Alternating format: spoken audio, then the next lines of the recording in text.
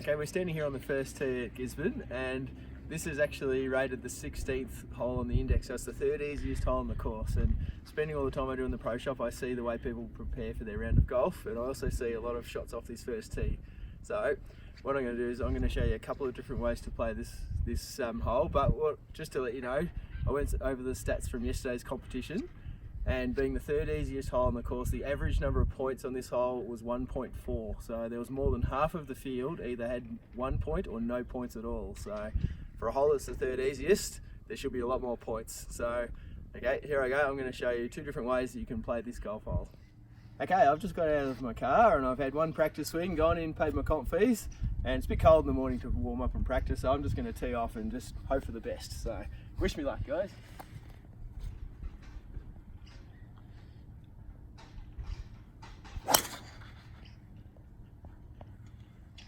Okay, let's see if we can find that ball. Okay, that was a rusty, stiff first swing there, and I found myself in the forest on the right-hand side. So what I'm going to do now is I'm just going to grab a 4-iron and there's a little gap right there, I can see the pin. So I'm just going to have a crack and see if I can get it straight through that gap and onto the green from here. So here we go.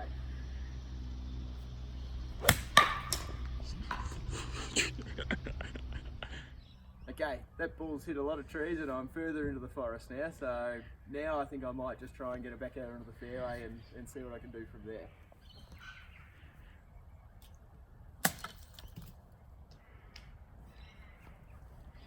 Okay, I'm 3 shots down and I'm nearly halfway to the green, so I'm doing well. Okay, I'm on a bare lie, but I can actually see the flag from here, so surely I've got no problems from here on.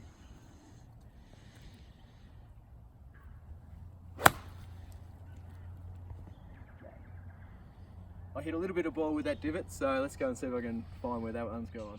I'm sure that one would have been on the green, but someone put a bunker in the middle of the fairway. So, all right, I've got 2 more shots here to try and score a point. So I'm going to blast a sandwich from here and try and get it up near the hole and see if I can get down in 2 for a point. Here we go.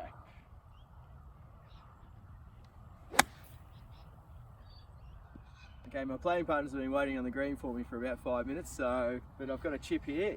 If I get this in the hole, I can still score 1 point, so here's my chance.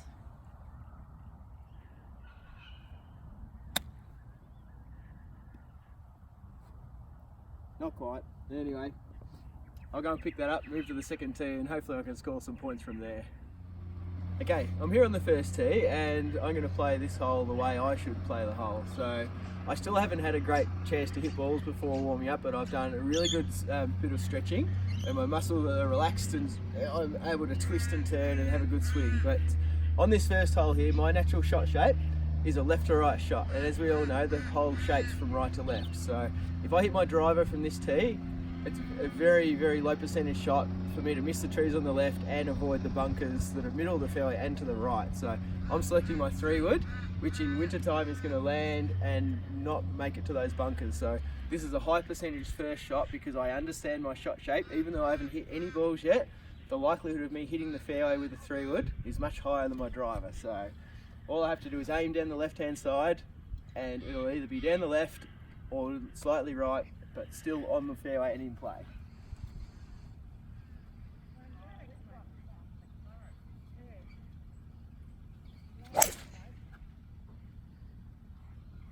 Okay, so I'm here on the right-hand side of the first fairway using my natural shape of shot, and I'm short of the bunkers. I was never going in those bunkers, and I've got about just under 100 metres to the green.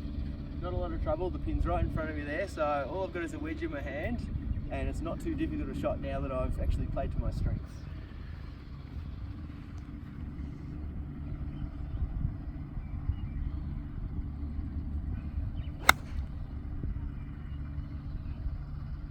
Okay, I found myself in the middle of the green. It wasn't my best shot ever, but I've got a makeable birdie putt here. So anyway, let's give it a try and see how I go.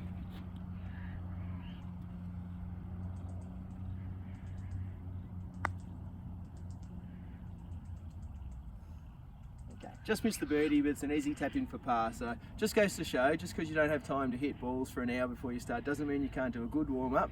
And just understanding your own swing, your own game, and the shape of shots you hit, you can play to your own strengths and get off to a good, solid start to your round instead of struggling like most people do.